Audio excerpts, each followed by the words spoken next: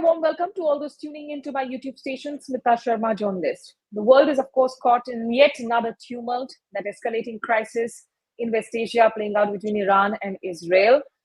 In India, we are collectively grieving all the lives that have been lost in that horrific air tragedy in Ahmedabad.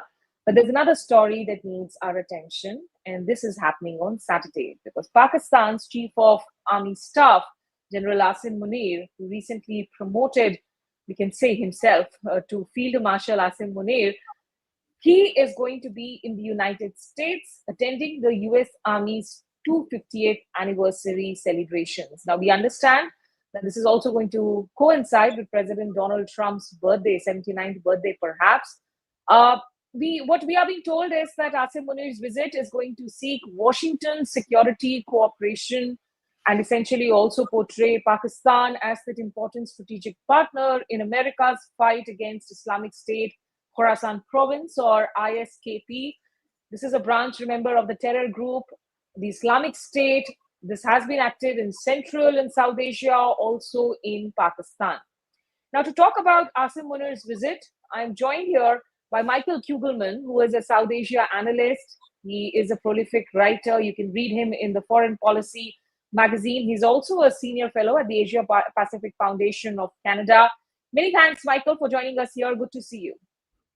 Thank you. Great to be here with you. If I may begin by asking you, there seems to be some dilemma whether Asim Munir has really been invited by Trump or did he get self-invited by any chance? What is this theory that suddenly has popped up? Right. I mean, there's just a lot of confusion, quite frankly, as to what the story is. Indeed, there had been multiple reports, as you laid out, that he had been invited to be a part of this U.S. military parade. But there had been no other indications that any other foreign leader had been invited to attend this parade. And indeed, just in the last 24 hours, there had been reports that, in fact, the White House had not extended an invitation to Munir or any other foreign leader to attend the parade. So, it's a bit of it's a bit messy. I think that we can. I mean, that's strange, Michael. How can a Pakistan army chief come in all by himself to attend a parade unless there is actually an invitation in place? Right. Well, I mean, it could be. I mean, it seems quite clear that Munir is in the U.S. or will be in the U.S. And I think that given his relationship and more broadly, given the Pakistani military's relationship with CENTCOM here in the U.S., there's good reason to believe that it might have been the U.S. military, CENTCOM, that invited Field Marshal Munir to the U.S. I mean, I've noted recently that Munir has met 3 times with the CENTCOM head, Michael Kurilla. 3 times in less than 2 years, Munir has visited CENTCOM in Tampa since he's been Army chief. So, I think that might have been the starting point. Now, if there's going to be a CENTCOM presence at the military parade, then that might provide an opportunity for Munir to be present. But again, a lot of inconsistent and contradictory reports as to what exactly he'll be doing. I think what we can say comfortably, and we could discuss this, is that assuming his trip happens, I think that the conversations he has will be about a number of issues related to matters like counterterrorism, and certainly the recent India-Pakistan conflict, which I can understand would not absolutely go well in India. But I think we sort of have to get away eventually from the whole thing about the U.S. Army parade, just because there's a lot we don't know as to what involvement Munir might have with that. But, for somebody to be present, that parade itself, how significant would that be? Well, I mean, speaking hypothetically, it would be very bizarre, quite frankly, because if it's true that no foreign leader, whether a foreign official, a military official, whatever, no foreign individual has been invited to be there, it would be quite odd for the Pakistani army chief to be there. Let me put it that way. It would just seem a bit peculiar, quite frankly.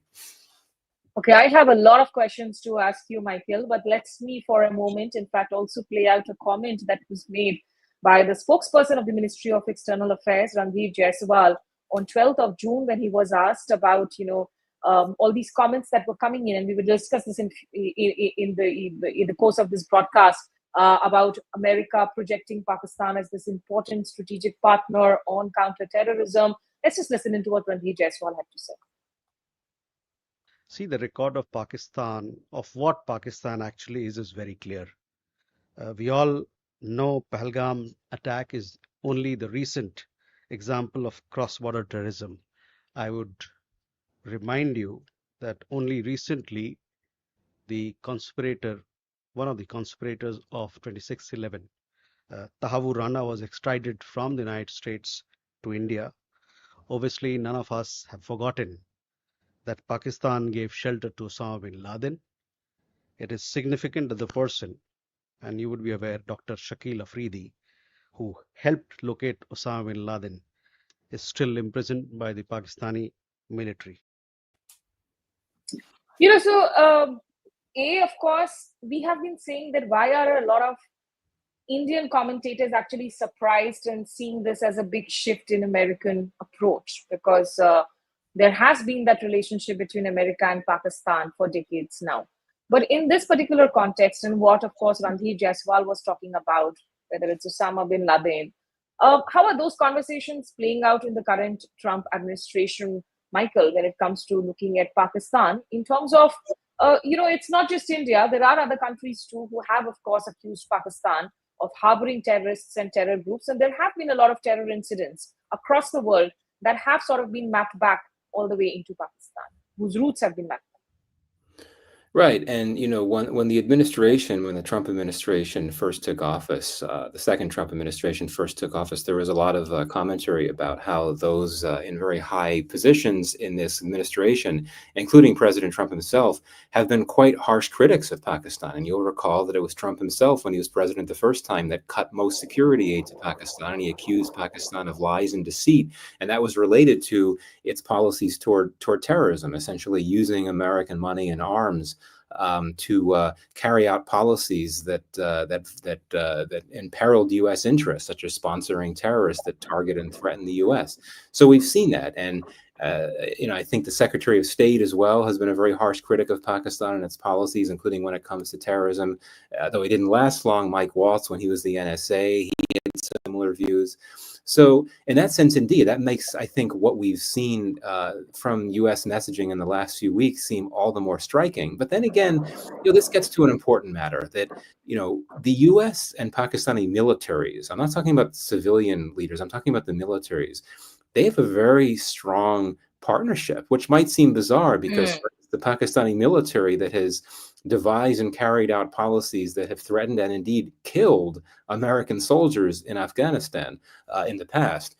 But, there is this very special type of relationship just because of the nature of the engagements between officers on both sides. You have something called IMET, International Military Education and Training Program, that basically entails American and Pakistani military officers studying together, spending time in each other's country. This doesn't happen as much the U.S. going to Pakistan, but you still have Pakistani officers that spend time in the U.S. And this, I think, has created a certain type of camaraderie that is reflected in part by what the CENTCOM head recently said when he said that Pakistan is a phenomenal counterterrorism partner of the U.S., which is exactly what I believe the Minister of External Affairs Ministry spokesman was responding to in that clip that you played before. So that's context that we have to keep in mind here as well. Right. And I'm going to play out, in fact, that comment that you just mentioned, which was made by the US Central Command Chief General Michael Kurila, where he actually speaks about Pakistan being a phenomenal partner in the counterterrorism world. Let's listen into what he actually said. Afghanistan, in your opening statement, I'd like a little deep dive, if you don't mind. Sure. All right, so ISIS Khorasan, perhaps one of the most active in trying to do external plots globally, to include against the homeland.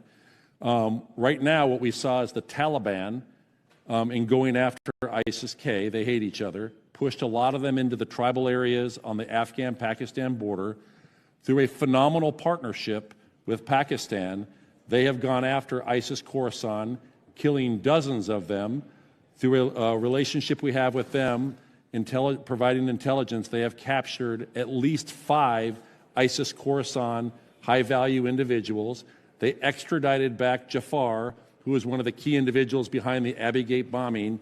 And the first person he called, Chief of the Army Staff Munir, was me, and said, I've caught him, I'm willing to extradite him back to the United States. Please tell the Secretary of Defense and the President.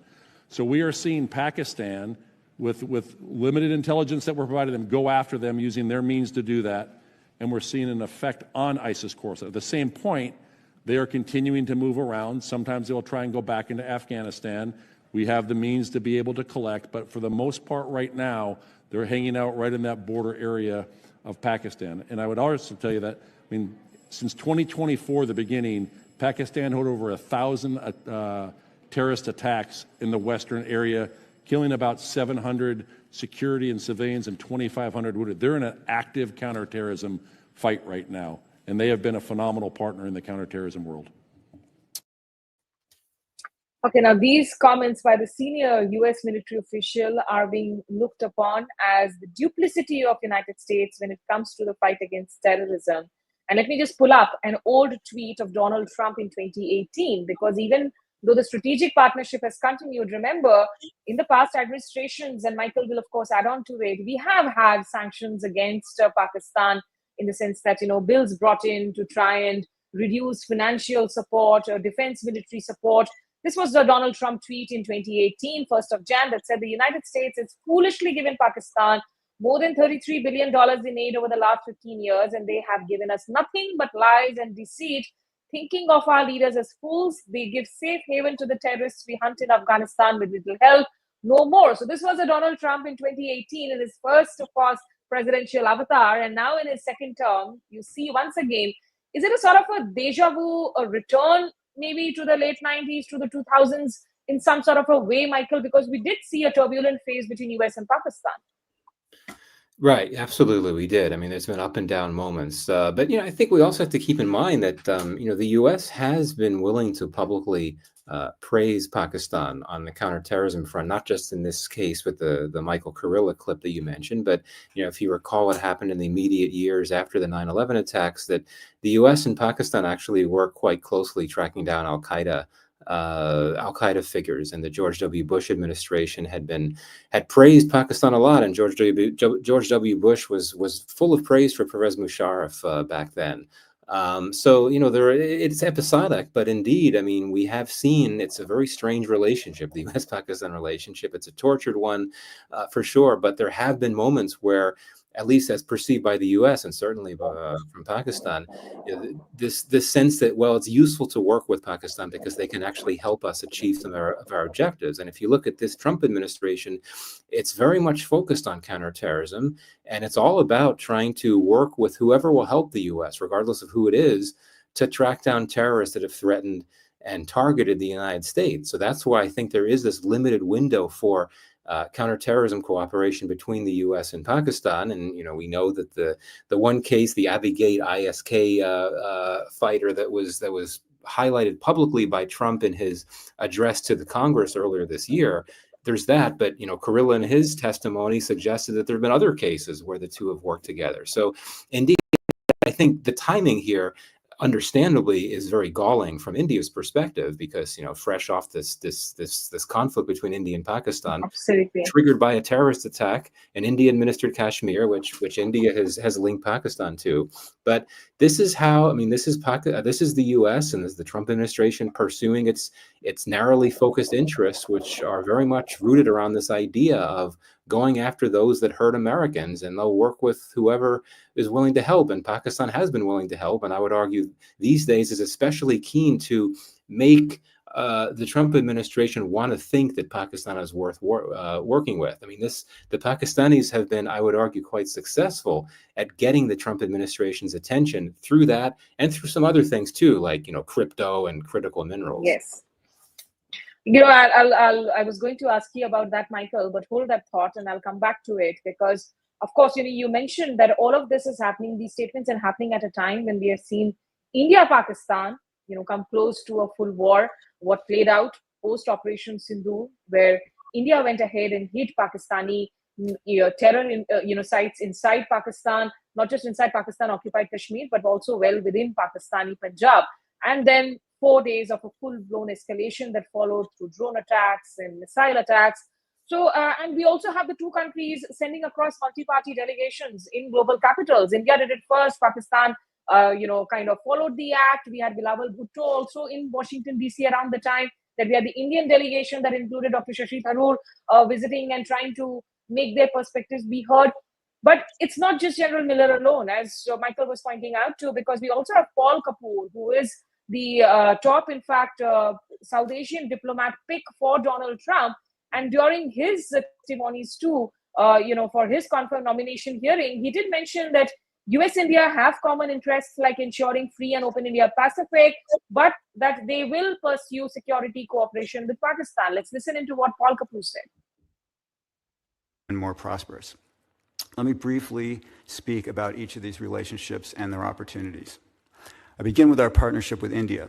The United States and India share a host of common interests, ensuring a free and open Indo-Pacific region, which is not dominated by China, expanding bilateral trade, building our economic relationship so that it is more symmetrical and more profitable, facilitating technology sharing and innovation, and ensuring access to the energy necessary to fuel our economies, and have confirmed I'll work to further advance US-India relations and put our partnership on course to realize its tremendous promise.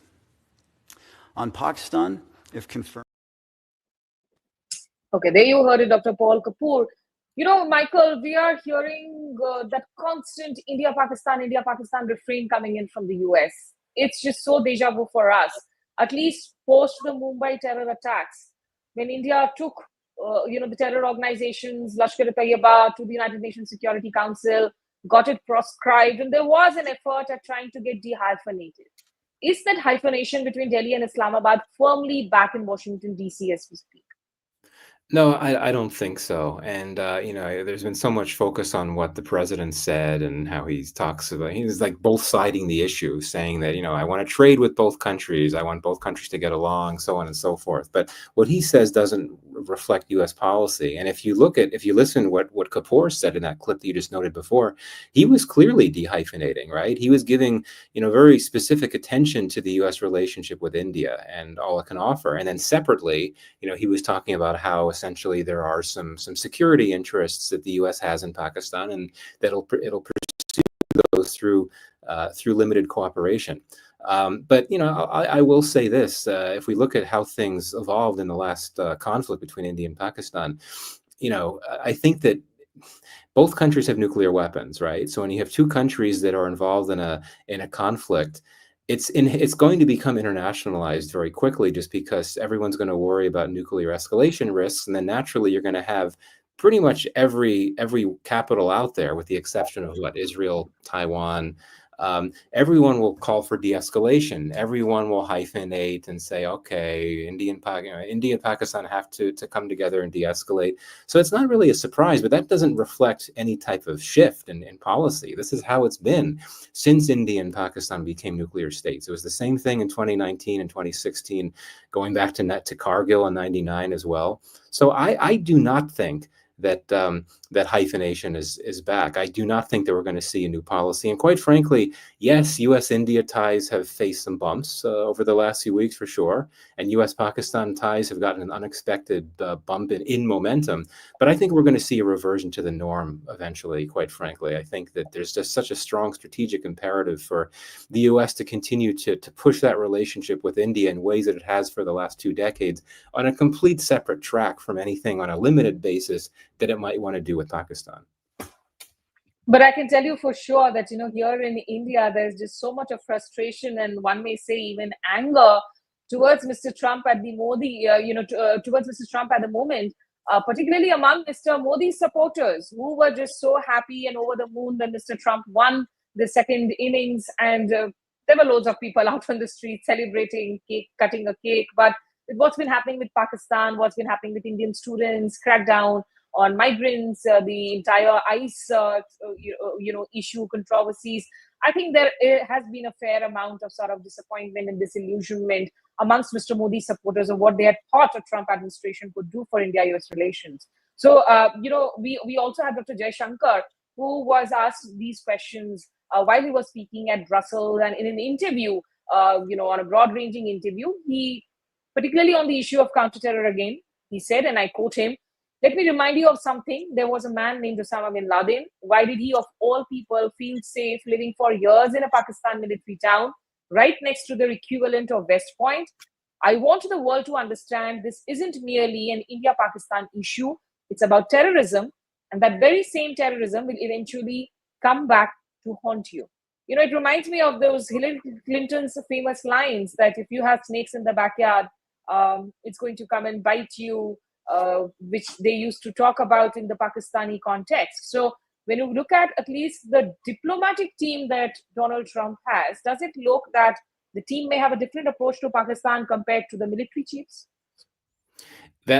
Yeah, I mean that's a possibility. I mean, I said earlier that you've got a lot of strong Pakistan critics in this administration, and that includes Kapoor, if assuming he's confirmed, which he will be, I'm sure. I think there's several things to keep in mind. This is a very unconventional administration, for sure.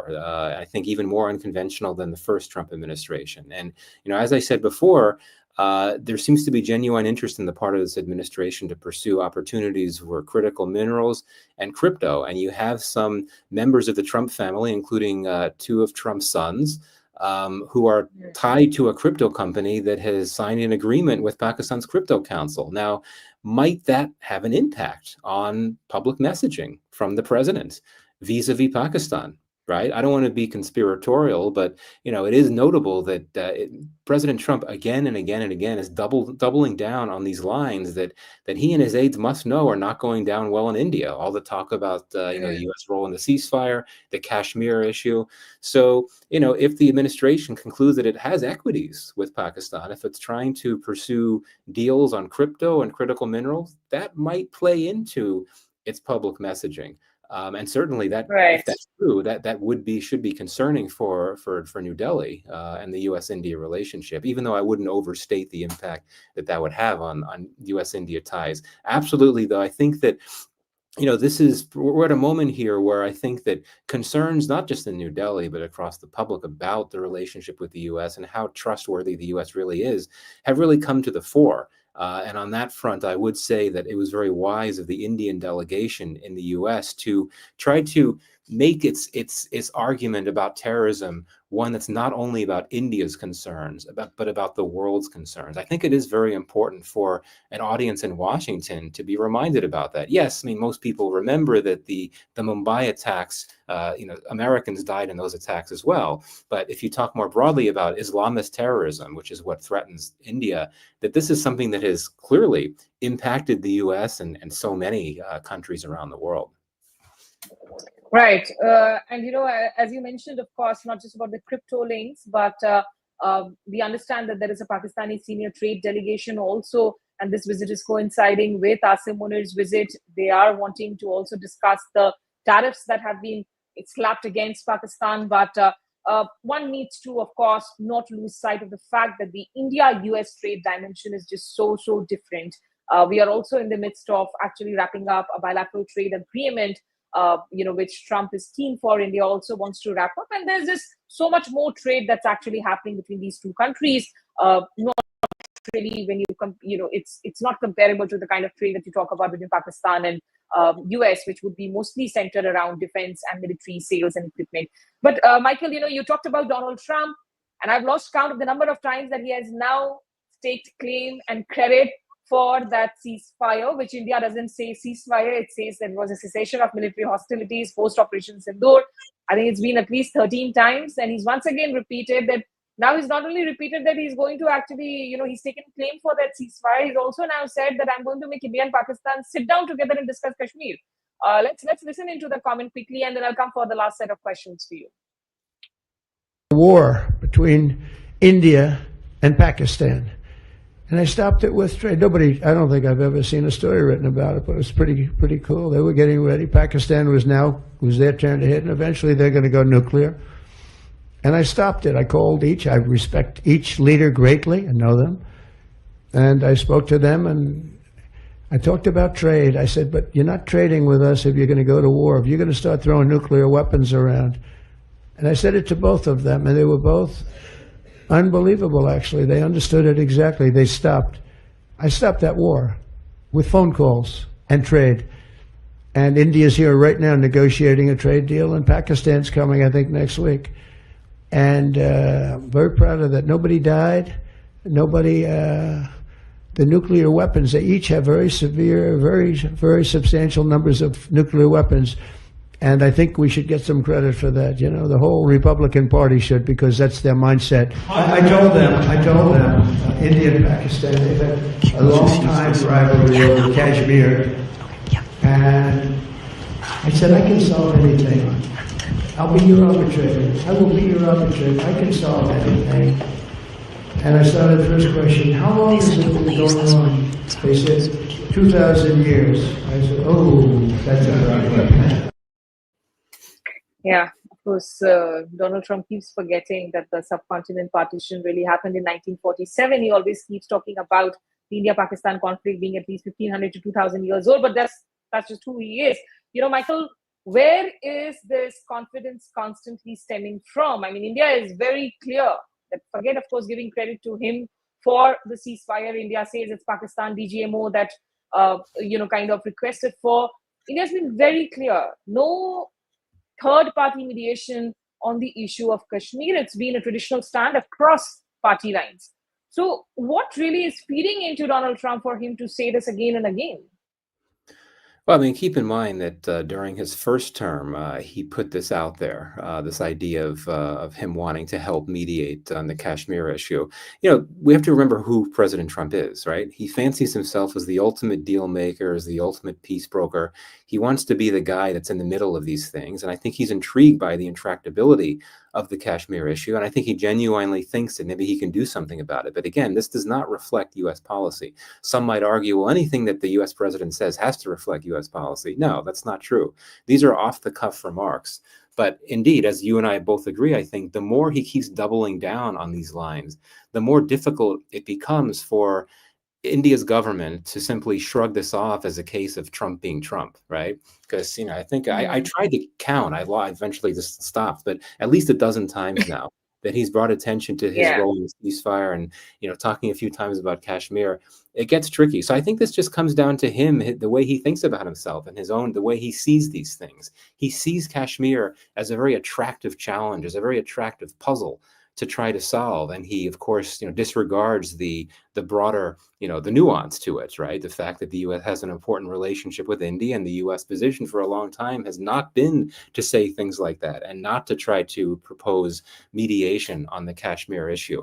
And it's notable, we have not seen any other U.S. official other than Trump basically make this offer, right? I mean, Marco Rubio did say, for reasons that are very unclear to me, that the India and Pakistan have agreed to discuss a broad set of issues in a neutral setting. That seems hard to believe, but no one has said what Trump has said about, you know, the U.S. wanting to help mediate the Kashmir issue. And clearly, the U.S. wouldn't get far if it tried. But I think this is just a case of Trump being Trump again and again and again and again and again.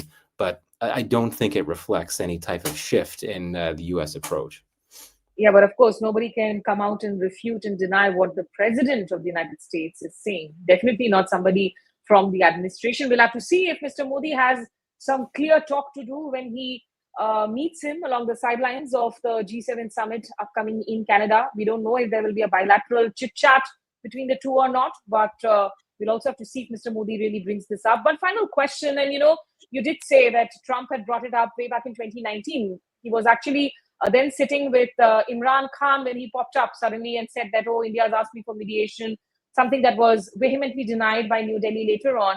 Now, incidentally, Asim Munir's visit has also created a furor amongst the Pakistani diaspora, in particular the supporters of Pakistan Tehreek-e-Insaf, who were hoping that the Trump administration would do something about the release of the jailed former Pakistani Prime Minister Imran Khan. But now they see this bonhomie happening, and we believe that there are calls for massive protests that have been given on Saturday. Does it look like that these protests could actually garner a lot of support and crowd on the streets of Washington, D.C.? Well, I mean, just from a purely logistical standpoint, so many roads are going to be closed in DC. In fact, they started closing well before the parade time.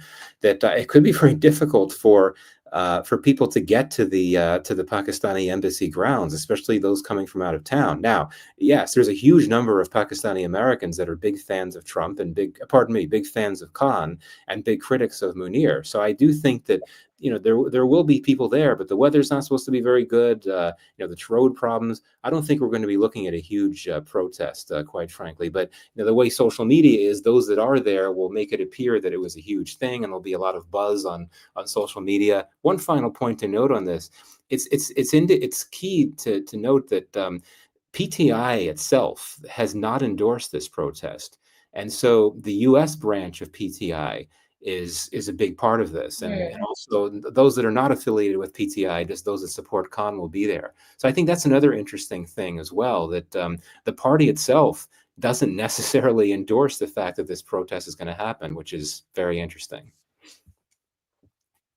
Absolutely. In fact, this protest tweet was put out, as you mentioned, by that the diaspora wing in America. We'll have to see if that really leads to some sort of a street mobilization of supporters or not.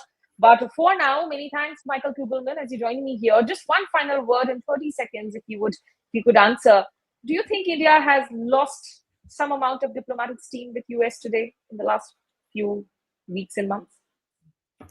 I think it has, just because of what's happened, right? I mean, everything that we've been discussing with Trump, and if indeed, I mean, the idea of Asim Munir being in the U.S.